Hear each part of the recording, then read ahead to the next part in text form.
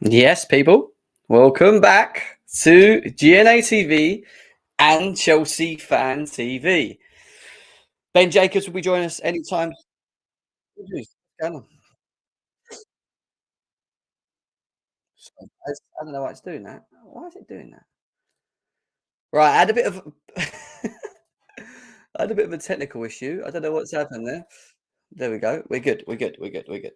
Welcome back to GNA TV and Chelsea Fan TV, guys. I hope you're well wherever it is that you may be around the world. Ben Jacobs will be joining us very shortly to discuss some of the news in and around Chelsea. Malo, Enzo Fernandez, Moise Caicedo, Hakim Ziyech, and any other midfield links to Chelsea Football Club, which we'll be discussing on today's show. I thought I'd just start it for now. He'll come through in a bit, go through the chat, say hello to you as always. Before we move forward, let's cue the intro, guys.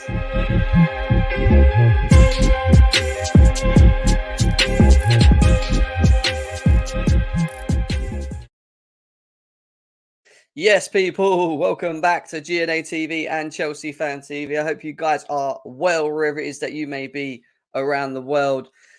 Smash them likes, guys. Let's get them likes up, both on Chelsea Fan TV and GNA TV. Over 150 of you guys here already as well. Welcome, every single one of you. It is Friday. It is the weekend. If you guys are on your way home or maybe still at work, finishing off, getting them last hours in, then just sitting on your phone with your headphones in, listening to me. Big up to every single one of you that are actually here as well. Lots to discuss, hey? Malo to Chelsea. What's going on is the question mark. Will Chelsea increase their bid? We got a tweet that came out from Bobby Vincent, actually, that confirmed on Malo that apparently Chelsea's first initial offer for him was around 20 million sterling. That was Tuesday evening as well. No movement as of right now. We're being told that we need to probably hit around 35 to 40 million euros is what we've been told. The Lyon president seems to feel that he ain't going anywhere, along with the manager as well, Laurent Blanc as well. So what are Chelsea going to do? We feel that there's going to be one more signing, potential one or two more signings. I don't know is the answer. I don't know. Deadline day's around the corner on the 31st. And now we want to try and find out, will Chelsea act upon? Now we've got some tweets coming out saying that Chelsea will act on going back for Gusto. They have no intent of pretty much listening to what the Lyon president said and the manager as well. They probably believe that money can talk, but will Chelsea lay the 40 million euros to bring him in? I don't know. We're going to have to wait and see. We'll ask Ben Jacobs when he arrives. We're also going to talk about Moises Caicedo, because obviously Arsenal have approached him for a bid as well of 60 million, which got turned down and confirmed by Ornstein himself. So yeah, that doesn't surprise me. We're being told that Arsenal are going to go back for Moises Caicedo, even though people like Ben Jacobs, who are joining us soon, have made it very clear that Brighton are not selling him. That Brighton don't want to sell the player. Will Chelsea go into a bidding war with Arsenal for Caicedo, coming close to the January, obviously coming close to the January deadline date, which is obviously the 31st, Tuesday, guys. And then we go on to Enzo Fernandez. And I feel that we've, as Chelsea fans, kind of conceded to the fact that maybe we're just not going to get this done. However, there is still some conflicting reports that keep saying that Chelsea are going to go in again for Enzo Fernandez. So I don't know. And on top of all of this, we're being told that there's a potential that Chelsea might even loan a player for midfield just till the end of the window. We already got turned away from Onana from Everton, who's not interested in coming to Chelsea Football Club as well. So where do we go? Are Chelsea going to, out the blue, bring something out of thin air, like they did with the Mudryk deal, like they have done with some other various deals as well? Are we going to be surprised by any sort of deal via Chelsea before the end of the window? We were told one more, potentially two more. Fabrizio Romano said a couple of days ago that in the last 2 days of the transfer window, expect Chelsea to be busy, expect Chelsea to still be active. Are we going to panic buy?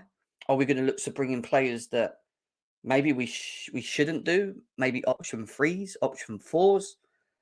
I don't know. I don't know if I want us to do that. You know, I want our priorities. For midfield, I think it's about priorities. If you can't get your priorities, don't go and get a third and fourth signing. That is what I would say. In terms of the right back, you know, Malo Gusto, for how much he's going for, I just don't I don't know.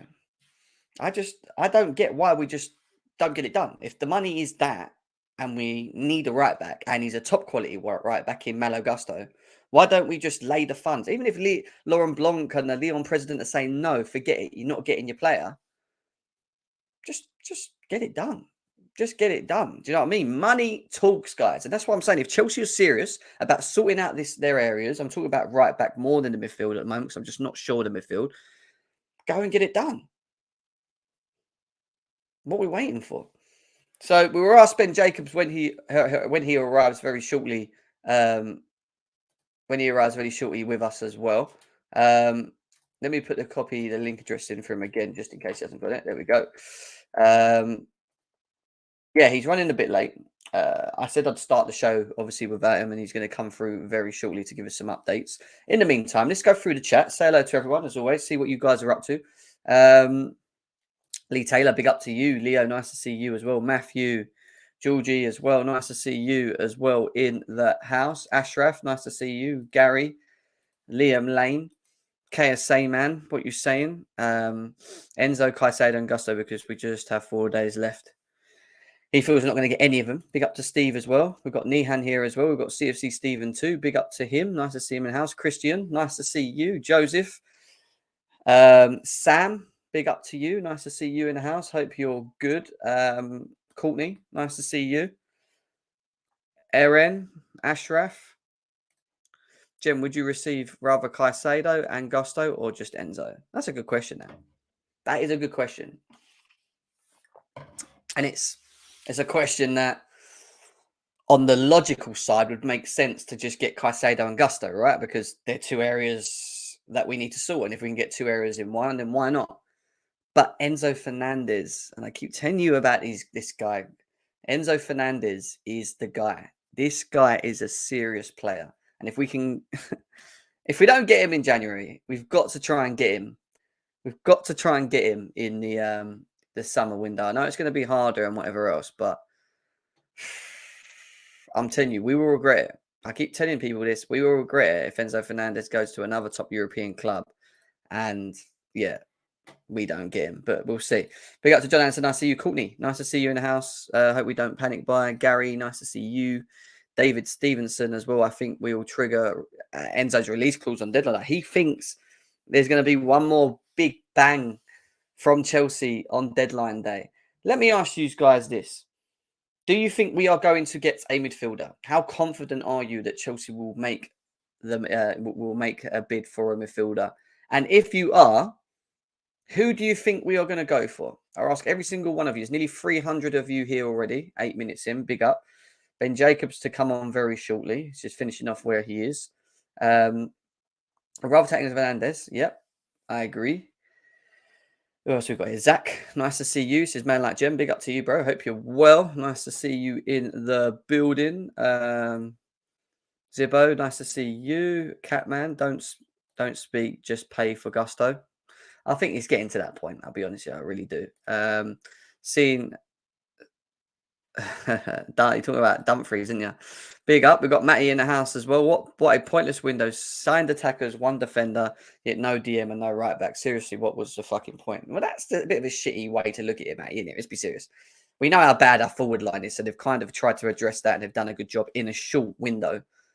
They've also gone and bought a defender that's come in and actually fitted in quite well. So again, which we wasn't sure on in Badishile.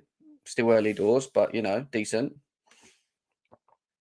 But yeah, I would like to. I agree in terms of maybe one more, but I would say it's a shit transfer window in my opinion. I just don't think it was a 10 out of 10 at the moment for me. That if we don't get Gusto and we don't get a midfielder, I think it's got to be a 6.5 out of 10 window for me. Let me know in the chat what you think as well. Let me know in the chat what you think. Let me know in the chat what you think as well. Big up to Jose in the house. Nice to see you, bro. Deal CFC as well. Big up to every single one of you guys that are here. We don't sign a midfielder. And we don't sign a right back, guys. What do you rate this window out of? 1 to 10. I want to know everyone's thoughts and feelings in the chat now. Come on, let's see it. Over 300 of you here. Ben Jacobs is on his way soon as well. 60% confident, to be fair. Okay, you're talking about my question about no chance of Enzo. Don't think we got one. Gusto signed back, loan back to the Leon is what he feels. Modric's going to be a superstar. Yeah, that's good news, man. That is the one thing I would say, Dominic, that I am happy about. Anthony Gordon not linked to this football club ever again. Why? Why were we even linked to him? Why? Why would we link to Anthony Gordon? Do you know what I mean? Like, nah, mate. Nah. No good. No good. So everyone's saying this is, again, everyone's rating the windows out of 10. We've got a 7 out of 10, 7 out of 10, 8 out of 10, 7 out of 10, 6 out of 10, 7 out of 10, 7 out of 10, 4 out of 10, 7 out of 10. I think we signed Lavia. No one is talking about him. Really? When do you think we'll sign him? When do you think we'll sign him? Dills has gone with an 8. We've got a 7. We've got another 7 here from Robert as well. He's giving a 7 as well. Mudryk alone is a 10 out of 10 for Zayden. 5 out of 10 for Charles as well. 5 out of 10 here. Yeah, I know. I'm happy, man. I'm so happy that 7 out of 10. 7. So you guys are actually quite satisfied.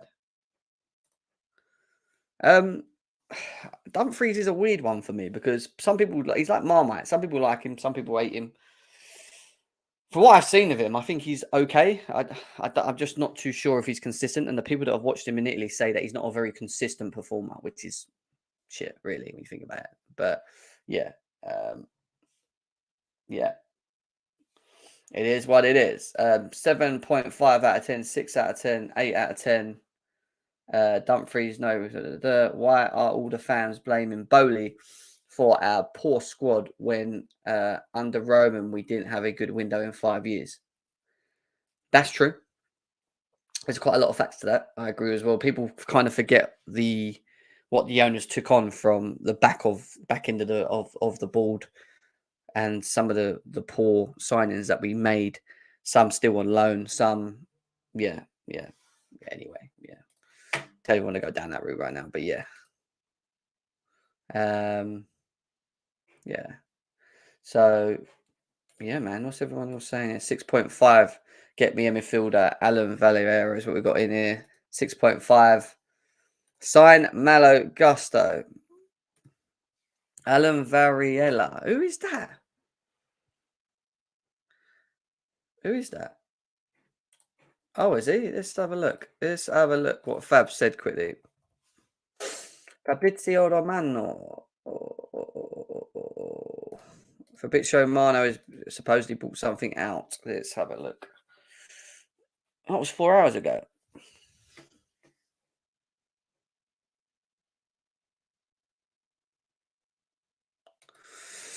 Interesting. So we do have something from Fabrizio Romano on Moises Caicedo. And obviously we're going to ask Ben Jacobs when he arrives shortly as well. De Zerbi on 60 million bid for Arsenal for Moises Caicedo. He is only focused on Brighton. I understand he has the chance to go to a very big team, but I hope he can stay with us until the end of the season. My opinion is that the best solution for him and us. That's the manager. There you go. So there is interest. There is interest for the player. Whether it's Arsenal, whether it's Chelsea, things can change. We've seen how quick Chelsea act within the window when they want their targets. Let's not rule us out, even though Arsenal were testing the waters with the 60 mil, which, may I say, was never going to be accepted. We knew it was never going to be accepted. Let's be serious. They just tried to test the waters, you know. Big up to John Anderson in the house as well.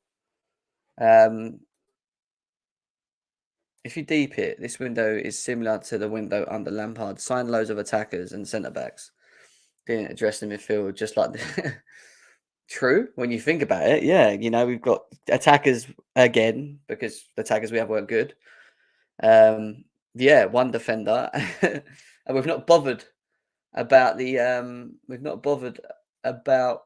midfield or the right back area. We've neglected it so far. Who's to say that Chelsea might not do that? It might be a case that we do go in and try and get it done in the last sort of couple of days. But Dennis says, ask Ben about Lavia. Yeah, hoping he should be here very shortly, guys. He said 45, but he's obviously a bit busy. We are just waiting for Mr. Ben Jacobs to come across soon. But yeah, there we go. There we go about Caicedo. Not my first choice. In my opinion, I would prefer Enzo Fernandez. He will always be the first choice for me. Yes, he's a lot of money and people moan about the money, but he's the guy I want, man. He is the guy that I want at the club. He's the guy that I want at the club, man. If we don't get Enzo this window, we are going to lose him in the summer to a team that actually has champs and is going to hurt. Joel, preach. Say it louder. Let the people, let everyone hear that speech. I agree. I actually genuinely agree with that as well. I do think that I think we will regret it if we don't get him. We won't sign anyone else, so I'd be surprised if we do, is what Corey's saying. Ask Ben if we have other options for right back. We can ask a question, KSA. Jem, would you take Kessie from Barcelona on loan? Good question. The answer to that is no. I wouldn't. I know some people liked Kessie for what he did at Milan, but I just look at everyone that's gone to Barcelona. It's quite funny. Rafinha, Kessie, Lewandowski, all right. He's you can put him aside. Koundé, Christensen, you look at the midfield specifically in Kessie. I don't think they're having good seasons. And if we will get Kessie, it'll be on a loan. We've got N'Golo Kante coming back in February.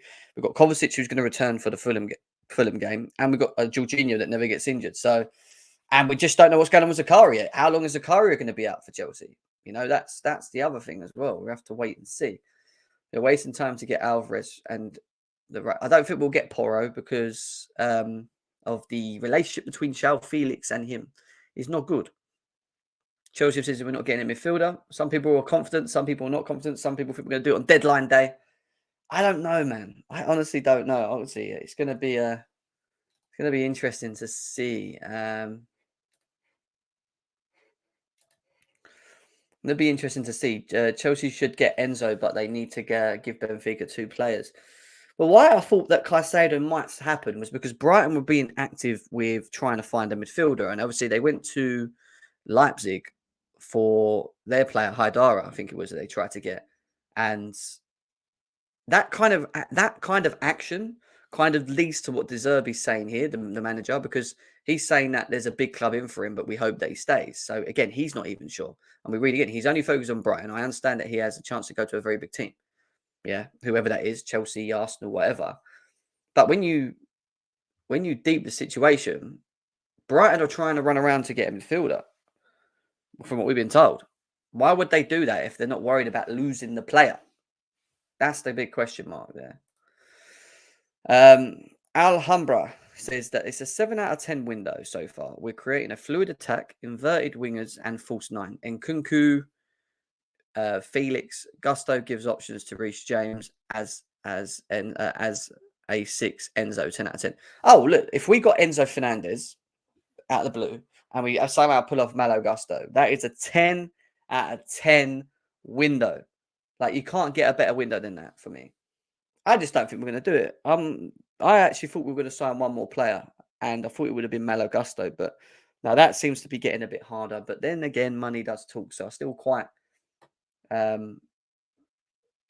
optimistic when it comes to Malo Gusto, Thank you for the donation, though, Alhambra. Appreciate it, man. Thank you.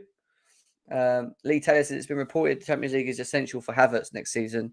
Start of angling for a more move, perhaps with Bayern sniffing around. Again, I don't really know how much I believe in that, because that was from Florian Plettenberg, who came out about a day ago saying that they're not interested in him, they don't want him. Then all of a sudden, Havertz wants Champions League football. He's in Bayern, are looking at keeping an eye on him, and they would want him for around 50 mil. I don't really know how much I believe in that, to be honest. Todd should go out and buy the window, slap 8.5 years.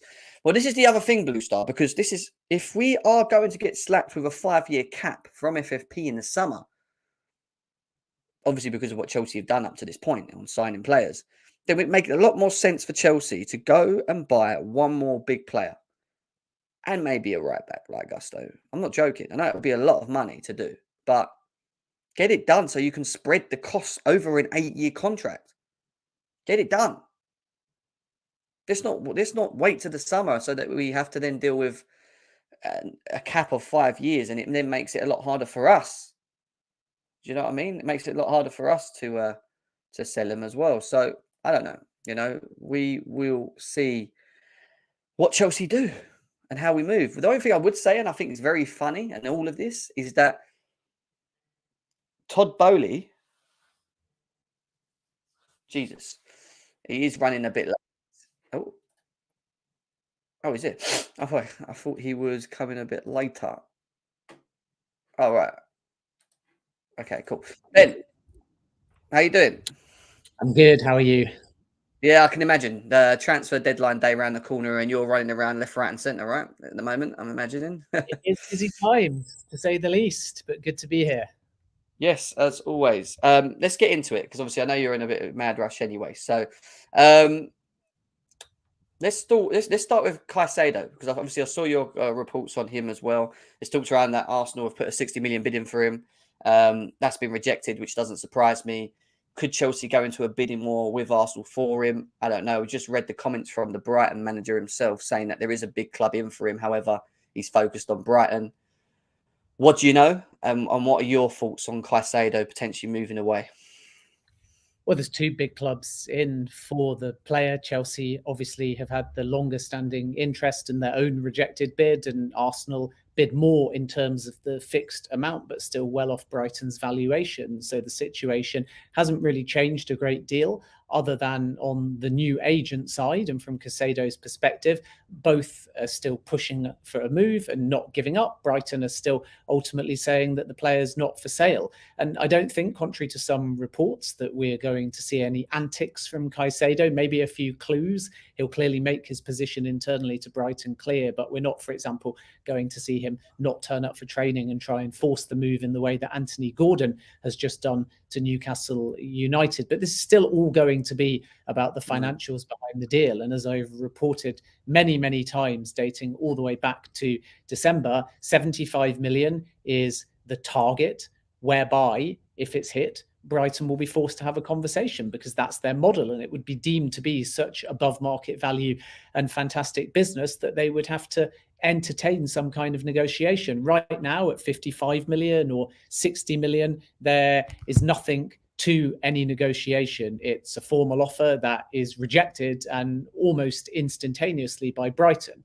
But key to Arsenal's offer, which I think is intriguing, is that it's 60 million fixed. And therefore, even though they may add more to it and thus want to pay a smaller guaranteed fee, the fact that they've bid to begin with without add-ons, knowing that add-ons will always be important to this kind of deal, is very much a marker and a signal that they may return to the table. And although most may presume that 60 will have add-ons on top, they could well go down to 55 or 50 and put 20 or 25 million in add-ons on top as well. So something is going to have to be closer in terms of second bids from either Chelsea or Arsenal to 70, 75 million at the lower end. And some are even saying that Brighton want 80 million to really entertain a conversation. And then it's going to come down to player desire, to the structure of the deal, and to time as well. But I still think that this one will rumble on right until the end of the window, because it's clear that Caicedo wants a move. It's obvious that Arsenal have escalated their desire to bring in a midfielder because of the injury to Mohamed El-Neni, but they also know that they can kind of go head-to-head against Chelsea. And if they succeed in this type of transfer at the volume of spending that it would take, then it's a coup. And I wouldn't want to call it revenge for Mykhailo Mudryk, because that's not really how clubs think operate. But it is about ambition. It is about urgency. It is about moving quickly within the market. So what we have to look at now, which I think is very important, is first and foremost, which club moves next, who flinches. Is it going to be Arsenal adding to their 60 million, or is it going to be Chelsea realizing that Arsenal are very serious about getting a deal done and themselves putting down a big offer. And then Brighton are still being difficult. And De Zerbi has said many, many times that he hopes the player will stay.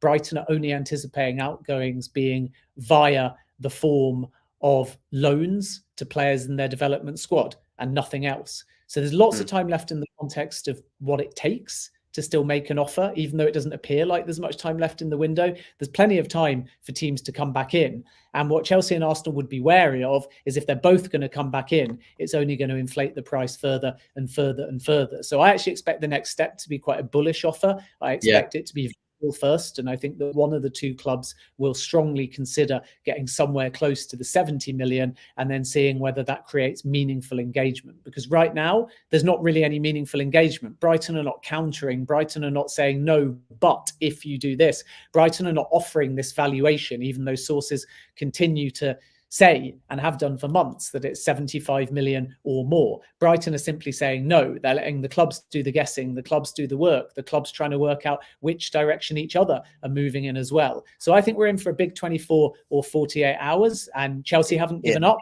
this deal at this stage. But again, to reiterate, Brighton are in no mood to negotiate until the value goes up significantly. If I had to put you on the spot and you had to pick between the two clubs who you think could reach that 70 mil, who do you think will do it out of the two?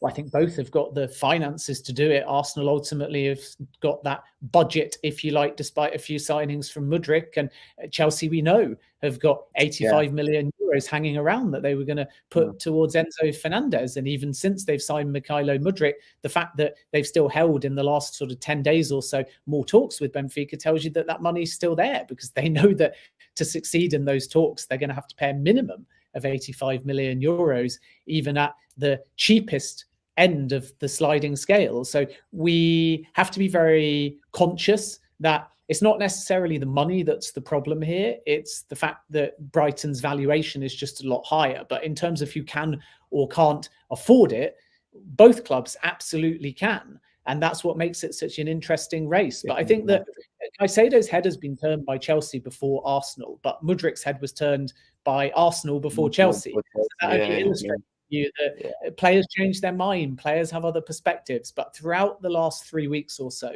Caicedo's been waiting and hoping that Chelsea might agree a deal, because he does want to work under Graham Potter, and he looks at that midfield and he sees a long-term plan. Whereas with Arsenal, if they're going to come in for Declan Rice and they've still got Xhaka and Partey, then what's his game time like? And is that game time as instantaneous or integral as it would be at Chelsea? And this is the kind of perversity of Chelsea's situation. Not that we really want to bill it in these terms, but if Chelsea reach a position where they're not in the Champions League in terms of being able to qualify with 7 weeks of the season to go, it becomes like F1. And by that, I mean the teams in F1 that find themselves not competing towards the back end of the season get a bit of a jump start for the season ahead, and they can start testing and trialing because there's less at stake. And Chelsea don't want to be in that position. And if they are, it will be a very negative mood amongst the fan base. But it allows you, again, to say to a player like Caicedo, to say to other youngsters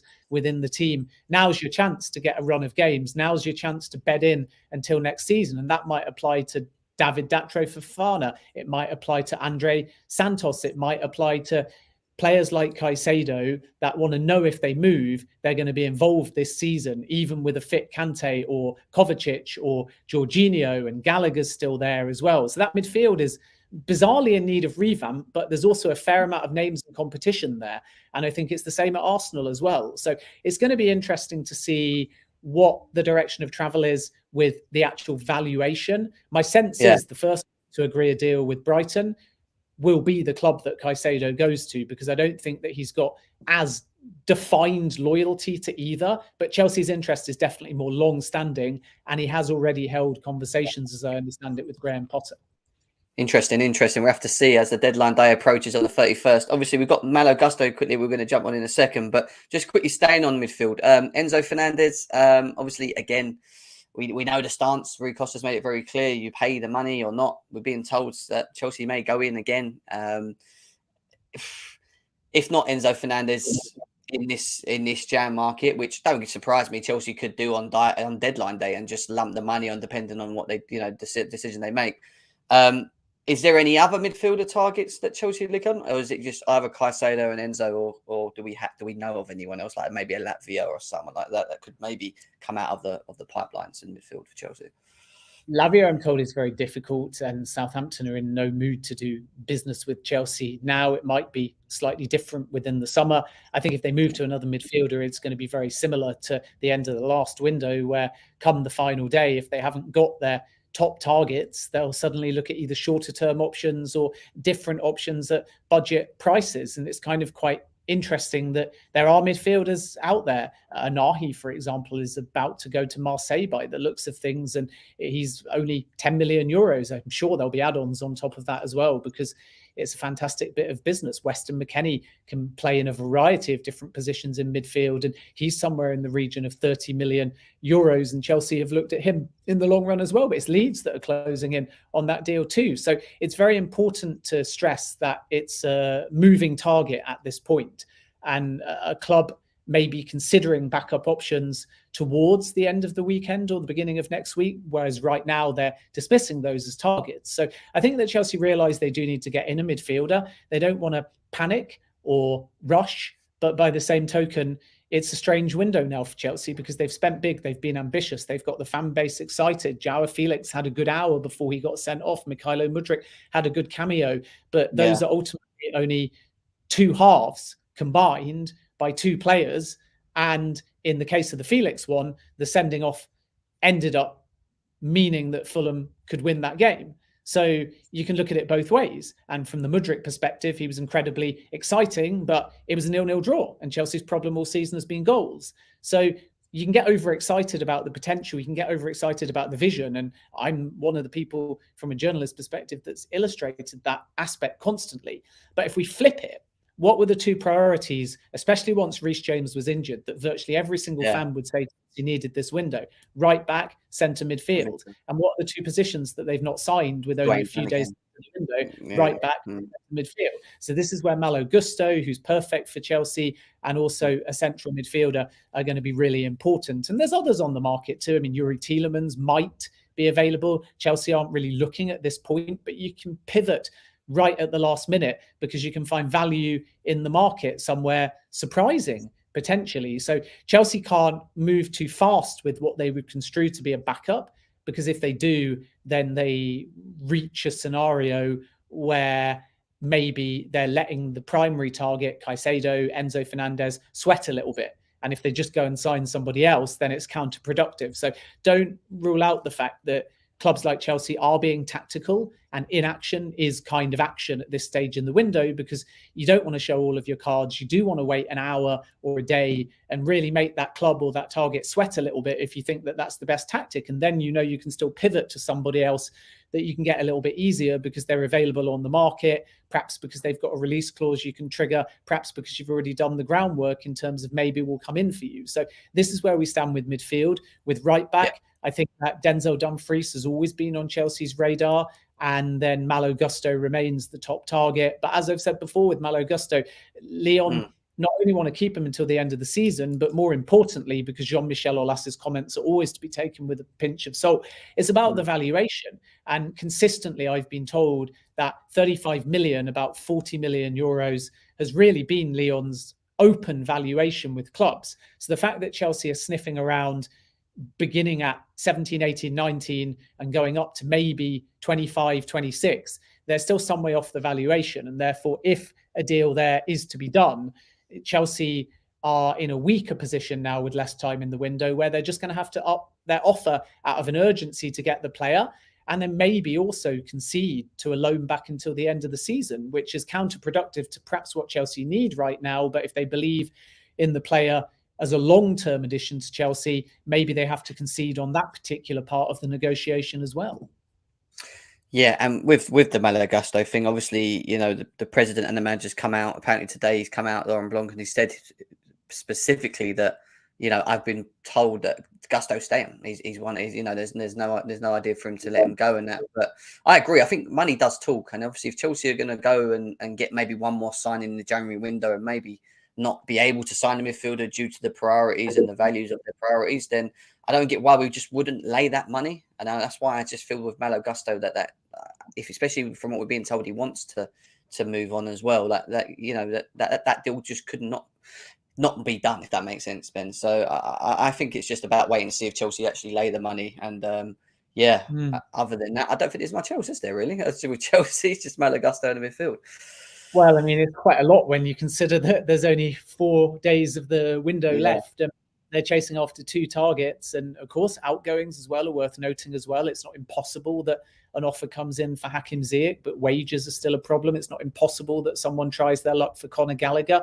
And this is where Chelsea have to kind of concede potentially as well. Because remember, if they are in a situation where they can get, for example, a midfielder from somebody, maybe there's a requirement to send somebody the other way, and therefore they may have leverage and they could use that. And we know that Todd Boehly loves a swap deal, and some of these names available on the market to Chelsea have been mentioned before as possible outgoings as part of other deals. So when Chelsea spoke to Inter originally for Romelu Lukaku, there was an idea that a player might come the other way. If they are to be in the market for Moises Caicedo, Brighton need a replacement. Are they going to have to concede? And does that change the perspective, say, even though they're different types of midfielders, on a player like Conor Gallagher? These are all hypothetical, but ultimately Chelsea's big squad works for them in the sense that they may have a ready-made replacement that they can offer, but it works against them because all of these players are on relatively high wages, not all the same wage, but naturally still higher than clubs like Brighton, for example, would like to pay. And it can be tough at the end of the window, because if you're sort of desperate to get business done, you're exploring all options. Of course, you'd like to trade somebody the other way if that's the best way of getting the deal done, but the player's got to want to go the other way, and the club that are taking that player have to like them, see them as a priority, and be prepared to pay their wages. And this is where Ziyech is a problem. So Chelsea are going to have to bend on something, I think, with Ziyech, and that's really important, because if they fail to do so, then they lump themselves with a player that is ultimately on big wages and putting off suitors. And in addition to that, there is a high transfer fee, which a lot of clubs don't want to pay. It's not astronomically high. It's not crazy to the point where it would put off a suitor, but Chelsea's valuation of Ziyech is effectively closer to what they paid, which is around 33 million. And the clubs inquiring about Ziyech, knowing his wages are high, are more looking at something in the region of, I would say at the lowest end, 16, 17, 18 million, up to about 21, 22 million, which Chelsea still see as relatively low, especially because you're trying to cash in off the back of the World Cup opportunism, not just judge him as a Chelsea player. So right now, his market value has gone up, not down. And therefore, if Chelsea were prepared to sell him for 15 odd million to cut their losses and get him off the wage bill, it makes a lot of sense. But off the back of that World Cup that he had, where he went all the way through to the 3rd place playoff, you have to say that he probably is worth closer, if not entirely, to what Chelsea paid. So there's a gap in valuation. And then, say, Newcastle and even Roma don't want to necessarily pay a Champions League wage before they know if they're going to get Champions League football next season. Otherwise, you're stuck with that. And then everybody else in your squad is going to be asking for something similar. Fair enough. And to be fair, we'll just have to wait and see whether he goes in this market or not. And I just think it's going to be a very busy couple of days for Chelsea, because we've seen how we've done the Mudryk deal, how they can just react in a short space of time. And I do feel that we're going to potentially do something like that. And I think it's going to be some interesting days in and around Chelsea Football Club and other clubs as well. But for us as Chelsea fans, it's become quite exciting to see what we end up doing if we do anything else, Ben. But I think you need to shoot, didn't you? Because you said you got to shoot at 20 past. Yeah, apologies. Yeah. This was meant to be at 3 o'clock and we would have had a good hour, but I do have to run, busy times as ever. But I think we covered everything. I mean, the beauty of the last few days of the window is that there's just not a massive amount of names, but beware that there will be surprises, because clubs stick to their targets until, I would say, Sunday. And then they start realizing that it's no longer games. It's just either possible or not possible. And then when you get into those final hours of the window, they say, well, actually, we do have to re-explore a target, or we do have to reignite something. And that's ultimately what happened with Denis Zakaria. Remember, they wanted Edson Alvarez. They pushed very hard for him. They even actually looked at Artemelo, but Liverpool got in there. And then Zakaria became very last minute. But it's not like they just sit around the table and say, okay, who should we draw up now? Zakaria would have been there, but they obviously didn't move because they had 2 or 3 above him in the list. So there will be these for want of a better word, backups, there will be these other options. I think that Chelsea will actually be quite disappointed internally with their window if they don't get either a right back or a central midfielder. And I think if they get one of the two and then have a plan for the summer, they'll be delighted. So it's key days ahead, I suppose, in terms of the overall feeling around the window. And luckily in some ways for Chelsea, because they've spent big money and these players are exciting and they're goal scorers, I think if results pick up, the fan base will be very happy, because already Felix shows he can make an impact and Mudryk has just got a really high ceiling. But again, strategically, their number one and number two priorities should have been centre mid and right back. And at the time we're speaking, they don't have a centre mid or a right back, and they definitely won't want the window to shut and still be in that position. So you think they'll go for the two, or do you think we'll get one? What do you think, one or two? It's possible to predict. I mean, they're in talks for a right back, and they're doing as much as they can, and they're in talks for a central midfielders, and they're doing as much as they can, but they're dealing with clubs in every instance this late in the window that don't want to sell. So if those clubs just stick to their guns, regardless of what Chelsea do, they can do no more. It's not necessarily Chelsea failing at this point, because they offered a heck of a lot of money for Enzo Fernandez a few weeks back. And okay, 55 for Caicedo, I don't think is as high as Chelsea can or necessarily want to go. So that's the one that intrigues me the most, because you feel like Chelsea might drop another 10, 12, 15 million on that price, especially now Arsenal are in the race. And if they do that, it becomes very interesting. But there has to come a point where if you're saying to Benfica, we're not going to pay the release clause, but we've offered you an incredible amount of money. And if you say to Brighton, we've offered you 10, 15, 20 million above the player's market value. And if you say to Lyon, we've tried over 30 million euros and you're still staying until the end of the season, you're far more sensible to walk away. And that's not failure really, because you've actually gone above market value in 3 cases. So you've done more than you wanted to. And if you still fail, you're mad to keep wasting time and energy on it, because if you've not got Caicedo at 75, let's say, you're unlikely to get him at 80 or 85. And then if you're going up to 100, you're really just panic buying when you may as well wait until the summer. That's my feeling anyway. Yeah, 100%. All right. Well, hopefully we'll try and, I know you're going to be very busy, but we'll see if we can try and get you back on at some point before the end, even if it's like a 20-minute super, like last time when we done the deadline, if you remember. It was quite a crazy day, that one, in the summer. But yeah, all right, Ben, I'll let you go. Thank you very much for coming in and updating us, and appreciate it. Take care. See you later on. Take care. Yeah, bye. So there you go, guys. A quick one from Ben today. As you can imagine, very busy, running around trying to get as much information as possible for different people, etc. And today he's given us an update on Malo. He's given us an update on Caicedo, and his answers are just very clear when it comes to Caicedo. He expects, but Chelsea at 55 million. He knows Chelsea. We all know Chelsea have a bit more money if they want the player to go and get the player. So it's one of them things of, who do Chelsea prioritize? Do they prioritize Caicedo? Do they prioritize Enzo Fernandez? Who will they go for? Will they go for none? Will the strategy change till summer to then sign a midfielder? Malo, he thinks not to ignore what the president has said or the manager has said, but money does talk, and money is a huge factor when it comes to people, business, should we say, business in general. So Gusto, Caicedo, Enzo. Would it be one of the 3? Could we do 2 of the 3? Could it be none of the 3? What do you guys feel is going to be the case? We are going to do a transfer deadline show for you guys on that, which was kind of similar to what we did in the summer, if you remember, when the Zakaria news broke, while we was live via Fabrizio Romano. We had CFC Pies with us as well. So yeah, we will definitely look to try and bring a deadline day show and a couple more shows before that, guys, because it's going to heat up hopefully for Chelsea. So we'll see what happens, but I want to let people come in for the next 45 minutes or so to come in and have their say. I want to know their thoughts and feelings as we stand now. Chelsea still haven't got a right back. Chelsea still haven't got a central midfielder. Like Ben Jacobs said, they are key areas to Chelsea Football Club, the most important areas to the football club when you think about over the course of the last couple of seasons. We've again sorted out a centre back. We've again gone and sorted out the forward line and committed to there. Are Chelsea Football Club going to look at the midfield? Will we get one of the 2 positions potentially? We'll have to wait and see. But we have Callie who's joined us now as well. Callie, what we saying? Big up, Jim. How you doing, man?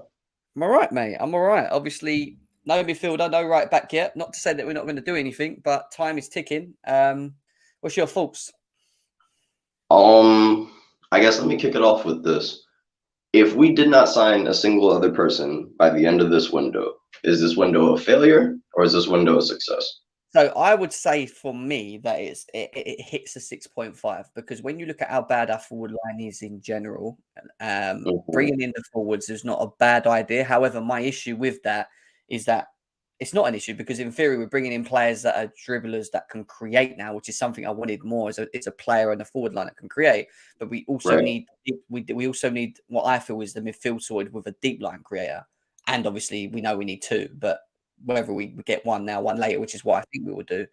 I would probably say 6.5. If we get Malo Gusto, then for me it would be a 7.5. In my opinion, I hear that. So echoing what you're saying real quick, I'm of the same notion where it's just like it's a transfer window that had so much potential. Because if we would have got, you don't even have to get the whole midfield set up. If you got one solid midfielder, preferably a 6. And you got one backup right back. Malo Gusto was perfect.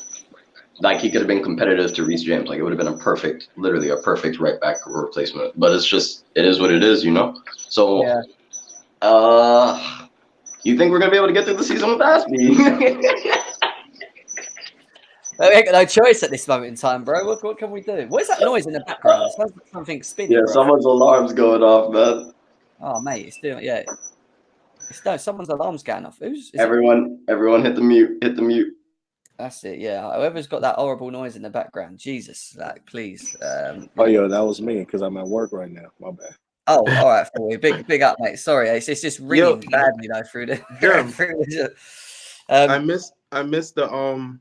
I missed what he said. He said that we're not getting Malo anymore. That's final? No, he didn't say that. He said that he kind of said ignore, not say ignore, but he kind of said take it as a what's the word? Essentially, we're going to the last minute. Yeah, we're going to basically Chelsea laid the money. They think they will still do a deal, even though Leon have come out and said that he's staying. But what they want? 35? I think it's more 40 million euros. Just do it, man. Get the guy. It will be around 35 sterling or just below 34 sterling if you do that. But the player wants Chelsea. That's what we've been told. Just do it, man. Just do it. It's not waste time, really, isn't it? Do you know what I mean? Right, let's go to Don. Don, what are you saying? Is he here now? No, he said, I know he said he was in the meeting. So let's go to Bobby. Bobby, what are you saying? Hi, Jem. Hi, guys. I think I listened to the last part of Ben Jacobs. It was interesting stuff. Look, I think, this season, what's left of it, we've got one objective and 2 channels to achieve it. We've got to go all out. Our focus this January should be on buying players. I'm not really too interested in selling players. We can sell in the summer. We've got such an injury list, we probably can afford to do that because most of them probably won't be fully back before the season ends. But right now, the Enzo deal, I know we need 2 midfielders, but the Enzo deal, I think, has been messed up by this tax issue because we've gone from 127 million euros to about nearly 170 because of paying these taxes. I mean, I don't really know how we can get past that. If they can, fantastic. I don't know how they can get past that. Now, I understand, right, from what I'm reading, that Chelsea are looking at a number of midfield options, just as Ben Jacobs was saying, maybe like the Weston McKennies of this world and so on and so forth. But if definitely the marquee, if I can use that word, at the moment is Enzo and Caicedo. My personal feeling is, look, at this point, drop the money for Caicedo and take him away. Why mess about? I understand the timing is everything, and sometimes it's good to let them sweat. And it's also good to see what else Arsenal want to do. They might decide to, I understand they want to up the bid, and it might be best to, let them up the bid. Then that will determine what we're going to bid. But right now, we should go all out for Caicedo, get him and be done with it. You're not worried about Right. how much you actually got to lay for him? We're being told between 75 to 100 million sterling, Bobby. Do you not think that's a lot of money? Well, I mean, they get to that point, just as Ben said, you walk away, isn't it? When it gets silly, you walk away. And as far as I'm concerned, talking 60, 70, 75 for Caicedo That's is silly. silly. But Yeah, anything above that is unacceptable, and we walk. I don't even think Arsenal will go above that either. I mean, if it they wouldn't do make sense, well, would it? Because they didn't go for Mudryk, did they, for that kind of money? So why would they go for Exactly. Caicedo? No, they did. Exactly. They were 5 million off our valuation. All they had to do was put 5 million pounds sterling on the table, and maybe they still would have lost because we're the bigger club. But it is what it is. There's also I reckon Caicedo will go about 70. I really Yeah, I do. think Anything it'll be. else, no one's going to pay. I think it'll be like 60 million plus 10 million add-ons, or something Yeah. stupid, like, or 65 million plus 10 million add-ons, or something like that. I don't know, like if we can do I that. think one but- thing Brighton are banking on is that in the summer they'll have more suitors for Caicedo. So they think but not for 100 million quid. No one's going to pay that. It's not worth it. because they might, again, think about it. In the summer, United might be sold to Dubai investors. Liverpool might be sold to Dubai investors or Qatari investors. So they might have more suitors in. And even if they get £70 million now or 70 million in the summer, for Brighton, it's better to get it in the summer because Caicedo can help them achieve European spots in the league. That's extra money. What it is, though, is we need to. The debate is who can we actually afford to fight in the transfer window over, and who can we not? I put an example like this: Caicedo, we can fight for in summer. We can actually leave him until summer because as long as we put up the valuation in the summertime, it'll be, can someone else match our valuation? Okay, do you want to go to a bidding war because we're gonna win? Okay, if we're not gonna bid against each other, then that's it. All right, you pick two clubs, your choice. But Enzo's the one. Like, you leave Enzo till the summer, he's gone. He's gone somewhere. It don't matter where it is. He's gone. Yeah, I agree. I think Enzo for me is the one that you don't want to go to war with, and if it is like a PSG or a Man City or someone like that, it's going to make we losing. Yeah. But if it's we going to don't, make it very hard for us, especially without Champions League football as well. You know, which is the other thing. You know, if we don't get I think we Caicedo, go to war then what with do we anyone. do? The issue is Champions League football. I think we can go to war if we have to with anyone. It's I just that agree, but Champions it League makes it that very hard. It makes it harder, Bobby, doesn't it? Especially when players want to play Champions League. You know that's that can be an issue in itself. But we could still get Champions League, guys. It's only 10 points away. Well, we've got to go for it. We've got to go for it. This season, I don't judge. If we win our next 5, we could get Champions League. We have let's a not nice talk about. We have let's a nice not talk run. about it. Let's not talk about Listen, it. we've got a full squad returning. We've got brand new players added to it. We got a nice run. We got Reece James, Kante, Ben Chilwell, Madueke, Hadjal, Felix. We got Badiashile and Silva at the back. Jem, you're only putting more pressure. You're only putting more pressure on Potter because he just got a brand new squad. No other manager has ever gotten delivered a brand new fucking squad. He can't just keep fucking losing games. He needs that's my point. After next season, that means he's been fully back because I expected the summertime to get one midfielder, one right back minimum. If we don't now, by next season, if Potter does not deliver me second place or challenging for a title minimum, you guys are mad. You guys are mad. We've spent so much. We have a brand new squad. We should be up there. We should be up there. We should be up there. But to say win it, I don't think we'll win it. But no, Jem, they're not going to be able to win it because he doesn't have the acumen to challenge. But what I am saying is, any other manager, we criticize Ten Hag for getting 240 million and not competing. We criticize other managers for getting 300 million and not competing. This man got a 550 to 600 million quid new fucking squad. You're telling me he's not supposed to be competing? Yeah, but they're young, though. They're young. No, a lot of them are young as well. Are some not young? What are these excuses I'm hearing? What I'm saying is, you don't see a lot of the youngsters that we've signed in the first team. You know, there's a lot of the the Nkunkus. I agree, though. We need to be definitely changed. Let's go to who's not spoke. Rodrigo, you spoke. Well, just quick one. I have a feeling that we're not gonna get anyone else in this window.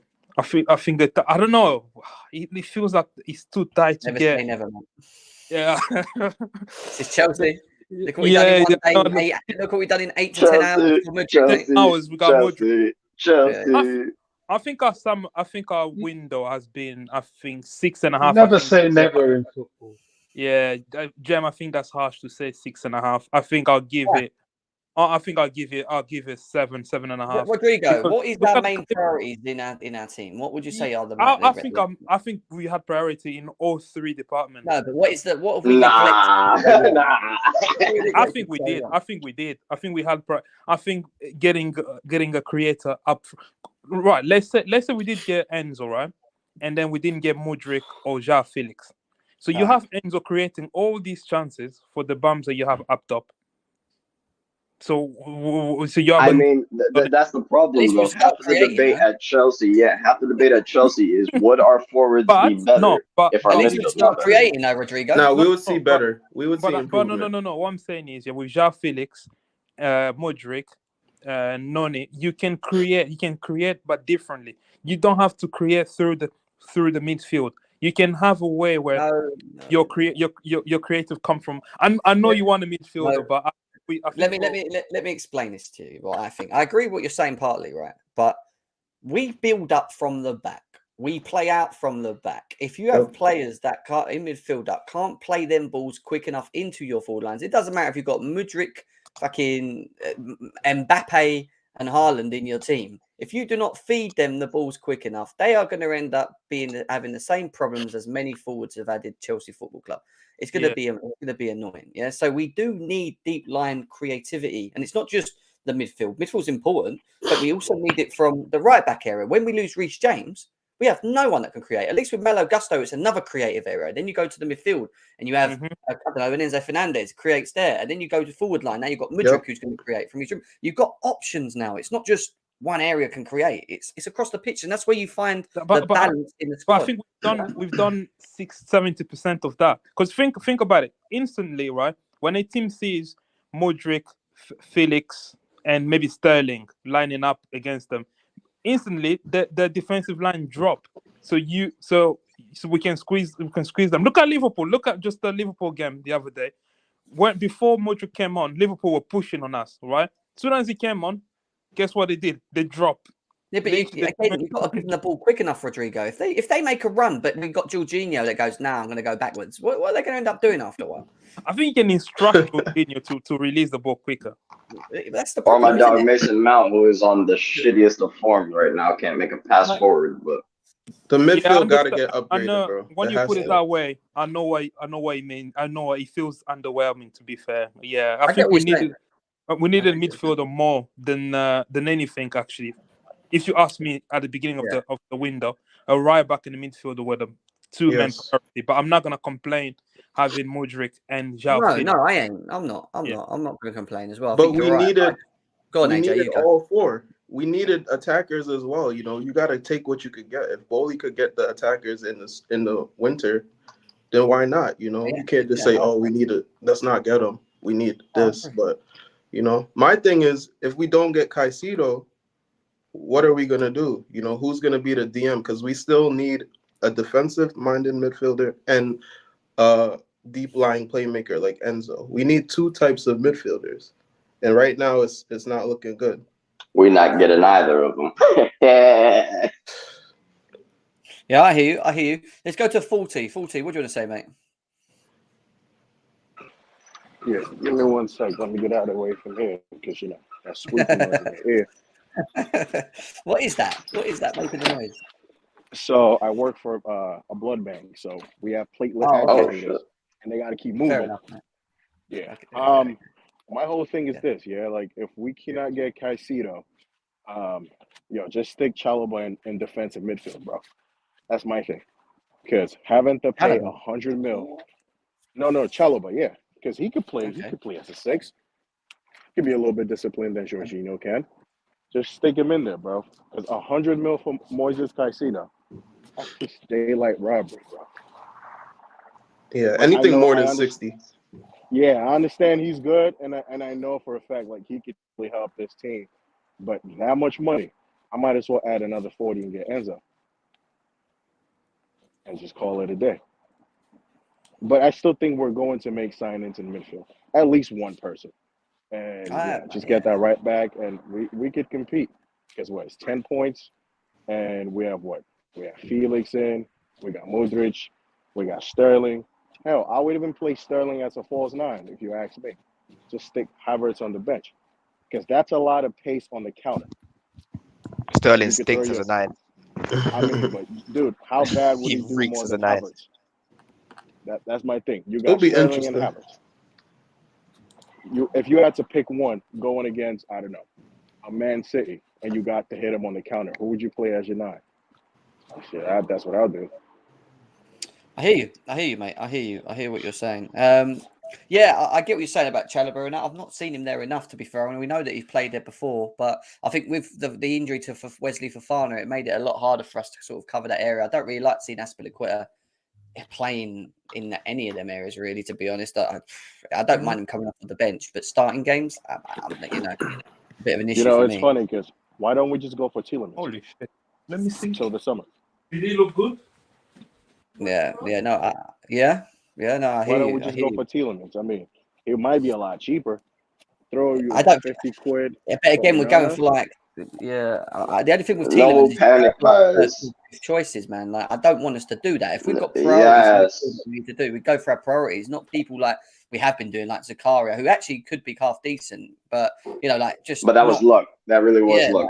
Like, we've seen it with what's his name, Saul Niguez, when he came to Chelsea. Like, look at that turn out. Do you know what I mean? Exactly. Like, I don't want If we panic right now, the main targets we're looking at are gonna end up somewhere else, and I've got a strong feeling it's gonna be the Prem. We don't want that happening, man. We do not want that happening. Look at take a look at some of the signings, for example. We can always use Mudryk because it pisses Arsenal fans off. Imagine Mudryk went to Arsenal. Deep it for like 2 seconds, really. So imagine if Enzo goes to Arsenal. Imagine if Enzo goes to Liverpool. Like, you can't allow this shit to happen. Like, that's my point. If they go to another league, that's one thing. But to come to our league for a different club, yeah, we got to ruin it. Absolutely. We've got to do what our tag name is, which is ruining football. We might as well just do it. Chelsea. Let's go to CFC Eman. What are you saying? I'm good, man. For me, I just think 100 million for Caicedo is absolute rubbish.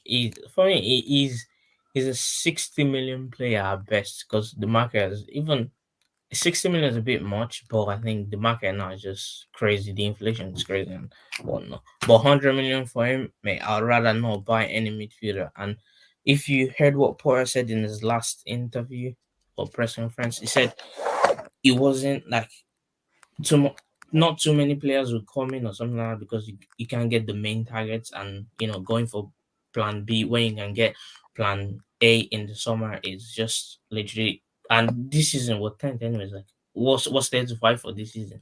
For me, just scrap this season, wait till the summer, get first targets. Don't get any banana or some dead players and that. Like, just get your first targets, and the preseasons, build from there, and next season title challenge.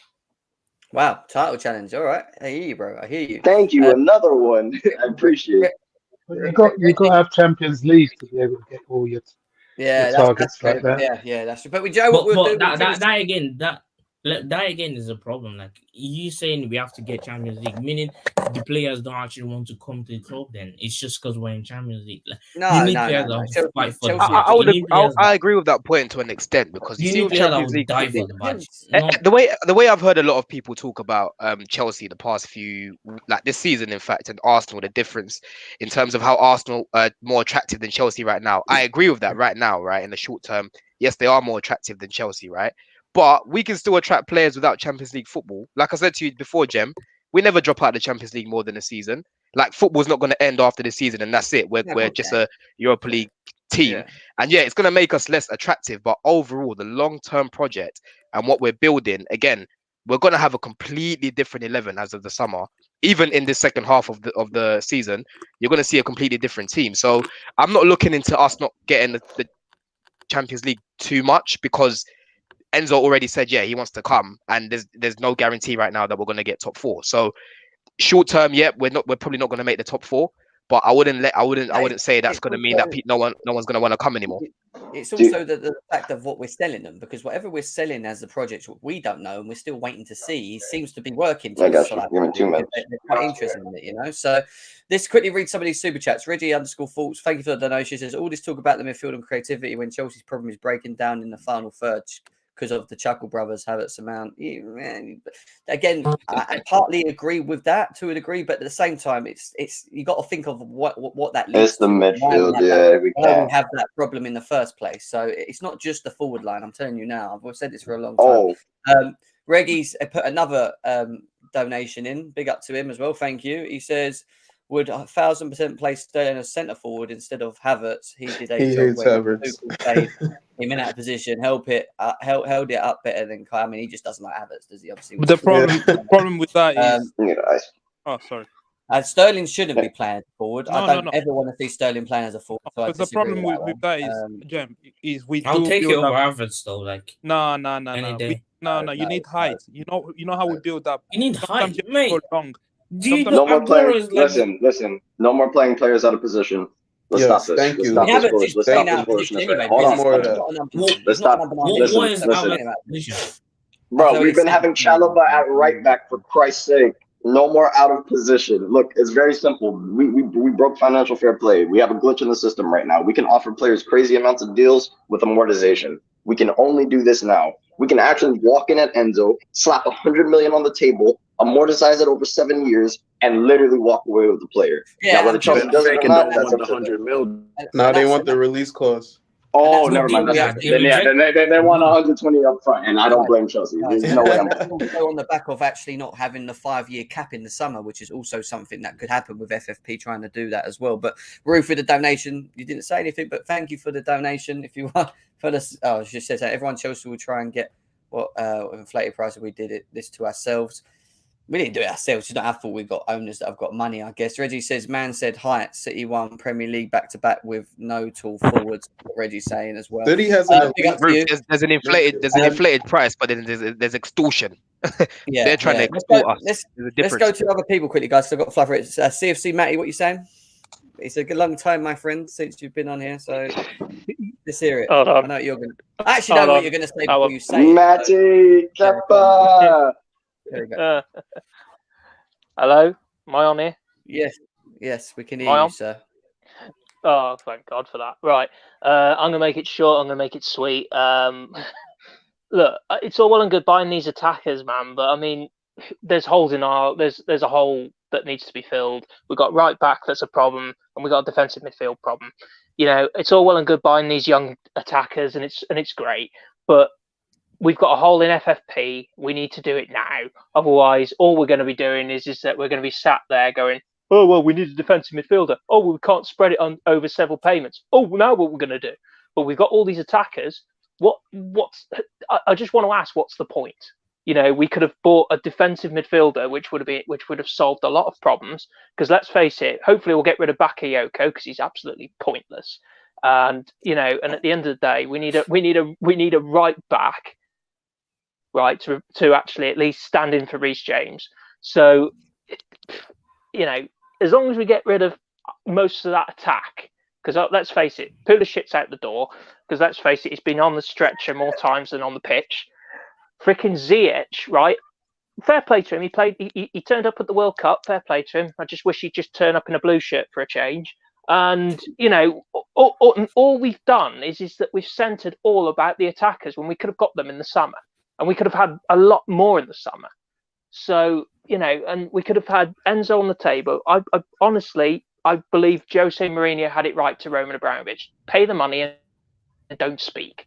That's what Bowley needs to do right now. He just needs to shut up talking.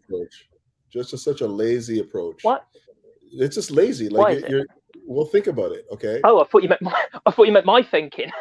I thought you meant my thinking. It kind of is though. Like when you think about it, like think about what is happening with FFP right now.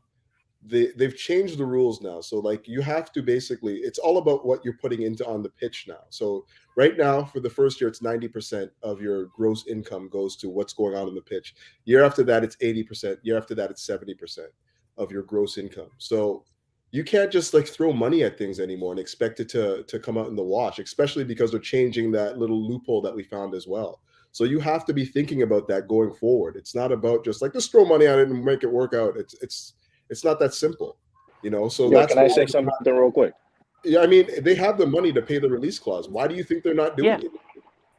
Well, because go on. Everyone keeps saying that, you know, why are we signing attackers now? Why not wait till the summer? Because everybody we have right now is trash. Exactly. They don't perform. You know, at least now we have competent attackers. Yep. You know what the funny thing is? We're talking about sponsorship. Like American sponsors. Their poo. Hold on a sec, Callie. Hold on a sec, Callie. When you're talking about American sponsorship, like think about this. Think about it this way for a second. We're trying to attract new corporate sponsors in with these American owners and stuff like that. You need a marquee player to market to the American audience if you're going to bring in those corporate sponsors and stuff like that. You can't use Havertz. You can't use Mount.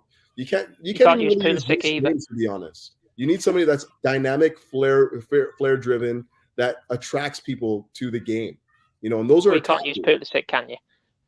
You certainly can't use. Well, Pulisic. he's on the bloody stretcher, isn't he? Oh yes, please come and see Pulisic. Oh look, he's on the stretcher. At least the stretchers work. They've been serviced. You won that. Yeah, you won that battle. You know, you win that one. Yeah, I know. Thankfully, you honestly, you lot.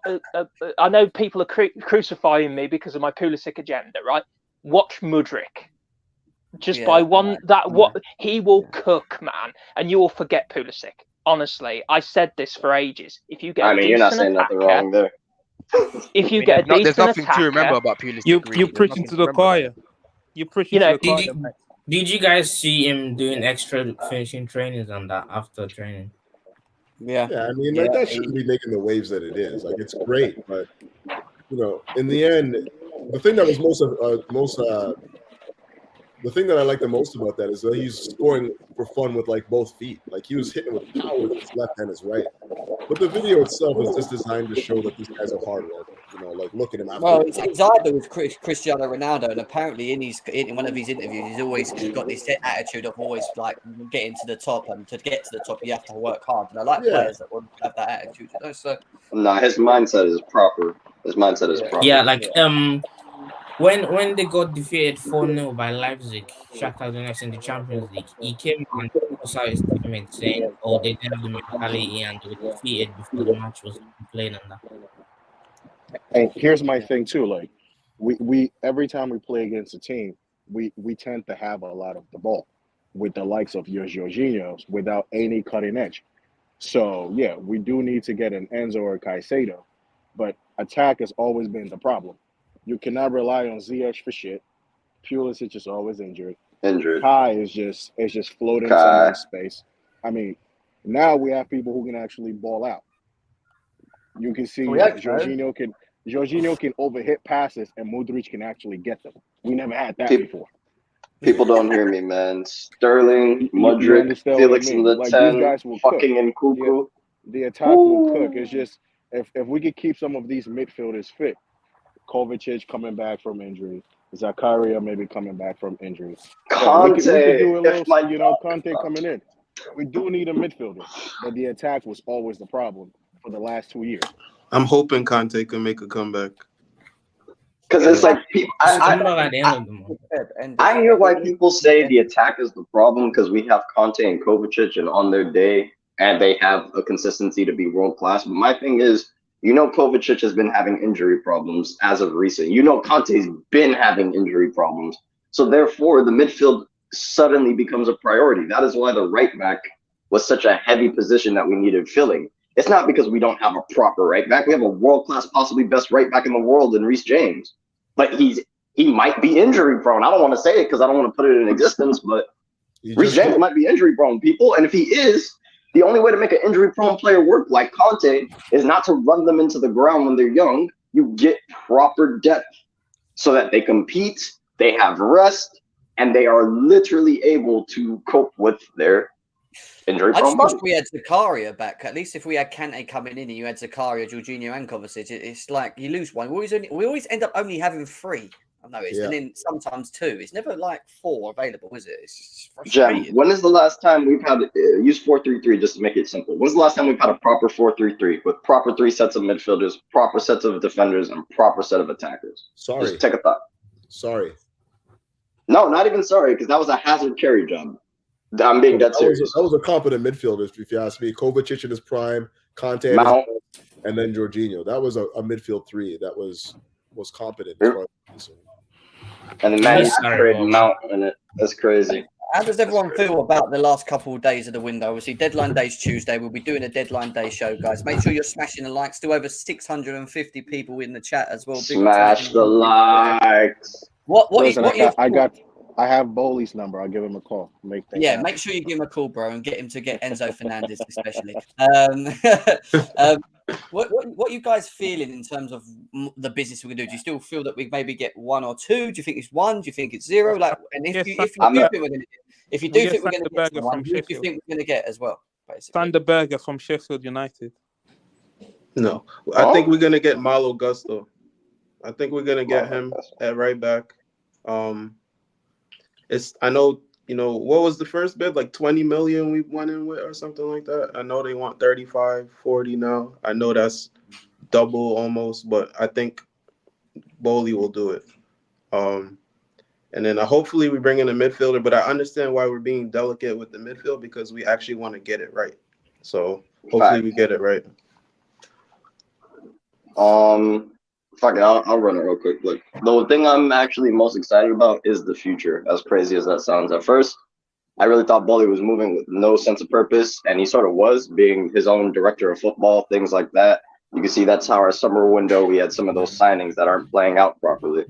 But if you've looked, Badashie, and I don't want to speak on him too early because it's way too early to speak about it, but the potential, the growth I see, the performances consistently now. So it's like if the recruiting team is starting to get proper signings, so if Mudryk ends up being a good signing like that, if we're starting to, that's why I'm saying we have to challenge. Because if you give a manager, a good manager, a decent team, I'm not even saying they all have to be world-class, but a very good team with 2 world-class players in it, you should be challenging. That's just my own. We've challenged with less. This year or next year? Are you talking about this year or next year? No, I'm talking about at the end of next year. By the end of next year, we should be in the top 3 comfortably. After the end of next year, we should be challenging, and I mean challenging. None of this. We haven't challenged since 2017. 2017. But keep in mind too, like there's lots of mitigating factors right now that we have to take into account. Chelsea are basically rebuilding their squad from the ground up, right? And with that in mind, like we're playing catch up to the teams that have already built correctly. Like we're playing catch up to, so the investment and all the stuff that goes into making the squad get back to the top 3, like you're saying right now, has to be incredible. But this is what I'm saying. Look at the investment. You're not just trying to like catch up to them because they're going to continue to go forward as well. It's not but like they're going to stay where they are, right? But so couch exponentially above where they are right now. You have to be exponentially better. It's not just about like trying to no. But couch deep. What I'm saying. Like this is why it throws me when people say that. You're absolutely correct, and nothing you said is off. But how have we not started that process? And watch this. We had a Champions League winning team. That was our base blueprint. No matter how we blow it up, some of those players we keep were good enough to win a fucking Champions League. That is part of our base. Then you take on 600 million worth of players, and a lot of them actually look good. And Nkunku, Badashie, Mudryk, right? Nkunku's not even here yet. Hold on. I know he's not here yet. He's coming in the summer. We're talking about by next season. In 2012, when we won the Champions League, then we had an old aging squad, and we just basically squeaked out the Champions League, right? To everyone's, barely squeaked out. So what is the difference between that squad and the squad that won in 2021? Kante hasn't played a lot. He's been injured a lot. Jorginho is on his last legs. Kovacic hasn't played well at all. So all the players that you think were the bedrock of Chelsea winning the Champions League in 2021 are not the players that they were back then. Facts. Facts. You're speaking nothing but facts. You can't look at it. You can't use that as a marker. Say like, well, we have this Champions League squad, and then now we spent 600 million. We spent 600 million because the players that we had as a Champions League squad are not good enough. Not good enough. That's simple. Half of them are not even here anymore. Rudiger's not here. So let me. The direct question is this, okay? So you're telling me, remember, it's Chelsea Football Club. So you're telling me at the end of next season, this would mean a whole summer window, a whole January window, then there's going to be another summer window again. You're telling me we shouldn't be competing for the league after these three windows? Depends on who you bring in. Depends on who you bring in. I think we will do quite a lot. I think we'll do quite a lot in the summer window. I got a feeling if we don't finish off with, if we don't, do we not look weak? Do we not look weak if we spend that amount of money and don't compete? I'm sorry, like I'm with you, Callie. I think. Go on, AJ. No, you go. No, I was just going to say, if we don't get a midfielder and we get a right back, let's say Malo Gusto happens, then I do think in that position we're covered for years to come with him and Reece James. That's cool. But I do think going into the summer window that Chelsea will prioritise the midfielder, and it won't just be one. I think we will get two. I think Jorginho will leave. I think Kante will get his extension. I think Kovacic is up in the air in many ways. We'll see. But I think we will spend money, and then from that summer window, we will. Potter's going to have to start kicking on with what he has because we will have a serious squad. I really do, because progression's key, and they have an idea and a philosophy of what they want to do. And the one thing we can already see from how much we've already spent, is how quick they're trying to get these things done, from the board to putting the puzzles together there, but also to the whole, not just the core 11, but the structure of Chelsea and the players that are already at the club with all the youngsters that we brought in as well. They're trying to speed things up, but ultimately they're not just going to do that in a January window. Do you know what I mean? So that's why I think the summer window over a longer period of time, you might see a lot more happening in there. The forklift, man. What is that sound? Oh, that's 40. He's at my thing with the title challenge next year is, remember the 16-17 season with Conte, we didn't have European football. That might happen this year, I don't know about that. It might happen this year, but we won the title. AJ, it's not going to get worse than what we've seen, though, because we're going to have a completely different 11 again this side of the season. And we're literally we're not far from like fifth. I swear Spurs are fifth. We literally need 2 wins or something like that. I don't see us not making European places because of the amount of games that are left and where we are. We're very close. It's a possibility. We could probably win the Champions League. We could win the look, everything is possible, but right now where we at, which is 10th place, we're not in Europe. So, we can. It's not going to stay like that, though. There's too many games, and the points are so close. It's not. It's definitely not going to stay like that. Did you think that we were going to be in 10th this year? I didn't, but I didn't expect to have over 12 injuries. I didn't expect to have over 12 injuries as well at the same time. Wait. I see you have optimism about us not being 10. Cool. Let's get the hyperboles out the way, because that's what we're doing. Let's imagine the really realistic truth that Chelsea are not making top 4. Continue. Forget 10th. Forget us getting top 4. Let's face reality. There's a literal 65% chance we don't make top 4, and that's not good math. There's 3 solid teams that are most likely finishing ahead of us. Yeah, but then we also have players coming back from injury too. Yes, and the fixture list is looking pretty nice. You're projecting. You're hoping. Cali King, I'm not talking about top 4. I'm talking about European places, bro. That's what I was talking about. Wait. So if we get 7th, which is Conference League, that's cool. Because No. I don't think. I think we're finishing further up than that. Oh, so you think we'll be like 5th? That's what you're essentially probably 5th. We could make 5th. Yeah, I hear that. That's actually that I logically hear. Spurs look like they're sinking. Newcastle will be in and around there. Liverpool, I question marks. So that sounds logical. There's nothing. What about Newcastle? Newcastle are making top 4. That's my bet. Who's out? Who else is ahead? I think they're going to drop points. I think we've got to look at Newcastle and go right. Yeah, we skipping out some people, My thing is, I need to see it, but you're telling I need to see it from Felix, Mudryk, Sterling starting games with Jorginho and anybody else who's competent. We could pick up a few points. out of the next 5 games, we should have at least 12 points. I think we should win all of the next 5 games. The hardest game is Spurs. Thank you. Well, come Back on, to bro. This is regular Chelsea, standards. bro. This is just Chelsea, though.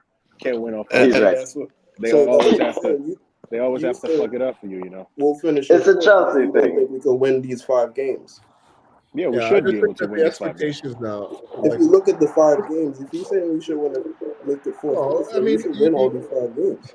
It depends on the state of the team, to be honest with you, and it's hard to say who's going to be healthy, who's not. That's But what I'm saying.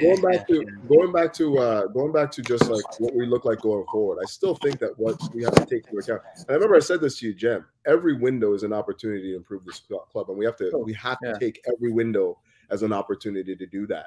So I think we've done enough this window to justify where the intentions are with the ownership and where we want to be at. But the next window is another opportunity. You know, the window after that's another opportunity. You know, like I don't think that it's as simple as just saying, you know, we just have to do everything this window and then that's it. Yeah, bottom line, I agree. Enzo, I agree with you. back. That's it. Yeah.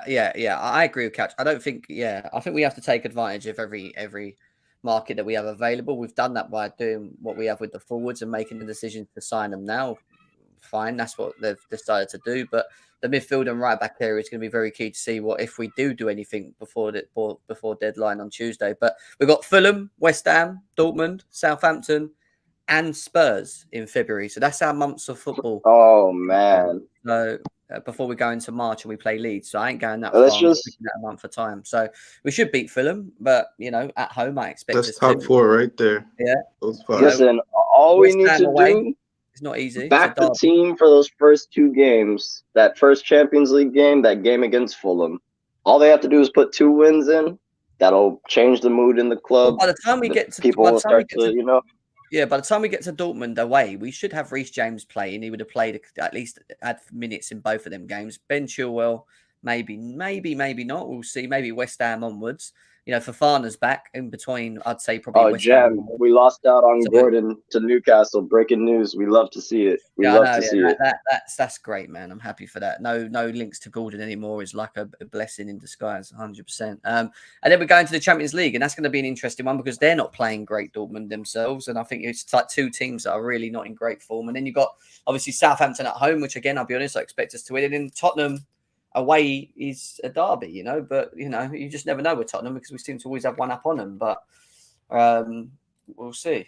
It'll be interesting, guys. But I do need to shoot now. It's nearly 5:15. I might be back tomorrow for a transfer show.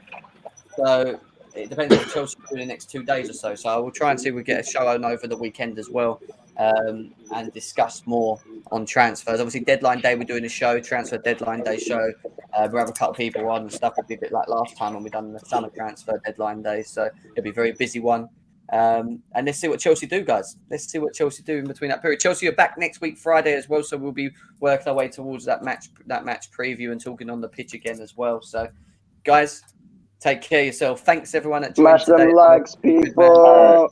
Smash the likes. Take care. Take it easy. See you later. Peace. Peace.